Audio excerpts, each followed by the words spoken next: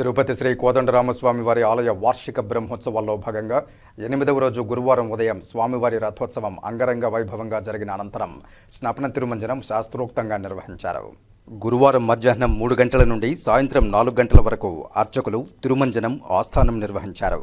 ఇందులో పాలు, పెరుగు, తేనె, కొబ్బరి నీరు, పసుపు, చందనంతో విశేషంగా అభిషేకం చేసి శాస్త్రోక్తంగా స్నపన తిరుమంజనం నిర్వహించారు.